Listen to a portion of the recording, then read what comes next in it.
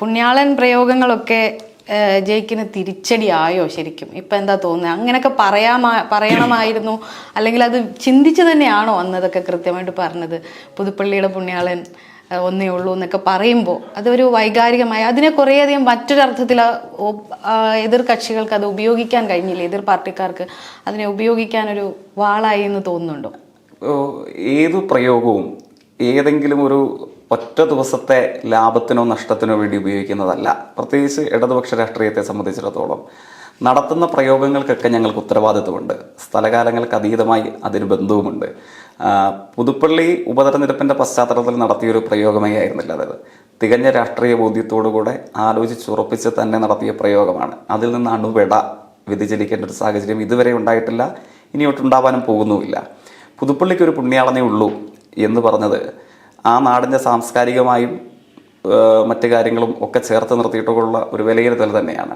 ഇപ്പോൾ നമ്മൾ പറയാറുണ്ട് തിരുവനന്തപുരത്തെ സംബന്ധിച്ച്, ഇപ്പോൾ വിശ്വാസികൾ മാത്രമല്ല, വിശ്വാസി അവിശ്വാസി ബന്ധങ്ങൾക്ക് അതീതമായി പറയാറുണ്ട് അനന്തപത്മനാഭൻ്റെ മണ്ണ്, അങ്ങനെയൊക്കെ നമ്മൾ വിശേഷിപ്പിക്കാറുണ്ട്. അത് ആ നാടിൻ്റെ ഒരു സാംസ്കാരികമായും ചരിത്രപരമായും ഒക്കെയുള്ള പൈതൃകവും ഇതിഹാസങ്ങളും ഒക്കെ ബന്ധപ്പെട്ട് കിടക്കുന്നതാണ്. അതേപോലെ തന്നെയാണ് ഇപ്പോൾ പുതുപ്പള്ളി പള്ളി എന്നൊക്കെ കേൾക്കുമ്പോൾ നമ്മളുടെ മുമ്പിൽ വരുന്ന മുഖം, നമ്മളുടെ മുമ്പിൽ വെച്ചാൽ വിശ്വാസി അവിശ്വാസി ബന്ധങ്ങൾക്ക് അതീതമായും രാഷ്ട്രീയ പതാകകളുടെ വ്യത്യാസങ്ങൾക്ക് അതീതമായും എല്ലാ മനുഷ്യരുടെയും മനസ്സിൽ വരുന്നൊരു ബിംബം, ഒരു ചിത്രം എന്ന് പറയുന്നത് ആദരണീയനായ ഗീവർഗീസ് സഹതയുടെ ചിത്രമാണ്. അതുകൊണ്ടാണ് ഞാൻ പറഞ്ഞത് പുതുപ്പള്ളിയുടെ ഒരു പുണ്യാളൻ പ്രയോഗം വോട്ടർമാരിൽ പലതരത്തിലുള്ള മാറ്റങ്ങൾ സൃഷ്ടിച്ചു എന്ന് തോന്നുന്നുണ്ടോ?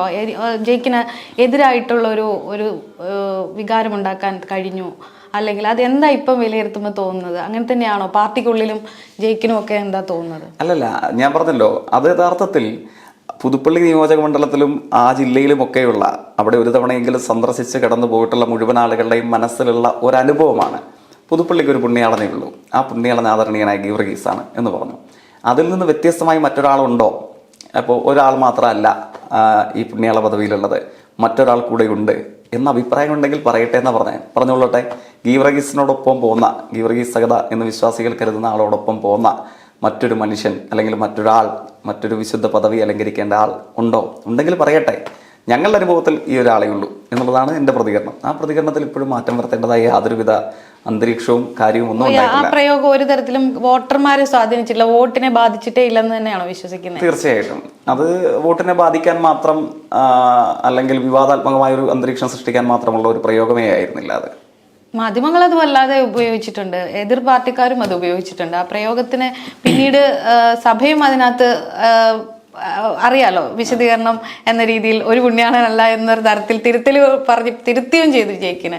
അത് യഥാർത്ഥത്തിൽ എന്താണെന്ന് വെച്ചാൽ അങ്ങനെ ഒരു പ്രയോഗം ഞാൻ ശ്രദ്ധിച്ചിരുന്നു. അതായത് ഇപ്പം നമ്മൾ തെരഞ്ഞെടുപ്പ് സ്വാഭാവികമായും ഉപതെരഞ്ഞെടുപ്പ് ആയതുകൊണ്ട് വരുന്ന എല്ലാ പ്രതികരണങ്ങളും ഒരേപോലെ ഗ്രാസ്പ് ചെയ്യാൻ നമുക്ക് കഴിയണമെന്നില്ല, അത് നമ്മളിലേക്ക് എത്തണമെന്നില്ല. കാരണം നമ്മൾ അത്രയും ഈ വാർത്തകൾ അല്ലെങ്കിൽ പ്രതികരണങ്ങൾ ശ്രദ്ധിക്കാൻ സമയം ഉണ്ടാവില്ല. സ്വാഭാവികമാണ്, ഉപതെരഞ്ഞെടുപ്പാവും. എനിക്ക് മാത്രമല്ല, സ്ഥാനാർത്ഥികൾക്ക് എല്ലാവർക്കും.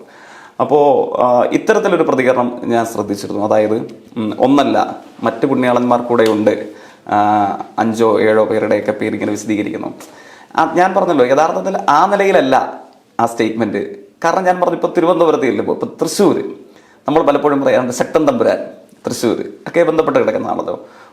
തിരുവനന്തപുരത്തേക്ക് വരുമ്പോൾ അനന്തപത്മനാഭൻ നമ്മളെല്ലാവരും പറയാറുണ്ട്. അത് ക്രിസ്ത്യൻ മുസ്ലിം ഹിന്ദു പ്രശ്നമല്ല, അല്ലെങ്കിൽ കോൺഗ്രസ് ഇടതുപക്ഷ സംഘപരിവാർ പ്രശ്നമല്ല.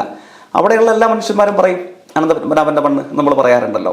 അപ്പോൾ അത് കേട്ടിട്ട് ഉയർന്ന നിലവാരത്തിൽ പ്രവർത്തിക്കുന്ന മറ്റേതെങ്കിലും ഒരു വിശ്വാസിയോ അല്ലെങ്കിൽ മറ്റേതെങ്കിലും ഒരു ആളോ ആവട്ടെ, അവർ പറയുകയാണ്, അല്ല അനന്തപത്മനാഭൻ മാത്രമല്ല, അവിടെ മറ്റ് വിഗ്രഹങ്ങളുണ്ട്, മറ്റ് ദേവീദേവന്മാരുണ്ട്, അല്ലെങ്കിൽ മറ്റ് ദൈവങ്ങളുണ്ട്, അവരുടെ കൂടെയാണ്.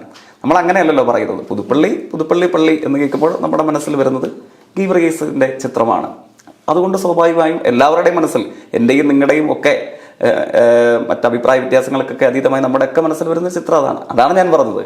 അപ്പോൾ അന്നേരം തന്നെ അതിൻ്റെ സാങ്കേതികതയിൽ പിടിച്ചിട്ട് അതല്ല, 1 അല്ല 7 പേരുണ്ട് അല്ലെങ്കിൽ 5 പേരുണ്ട്, ആ നിലയിലേ അല്ല ഞാൻ പറഞ്ഞത്.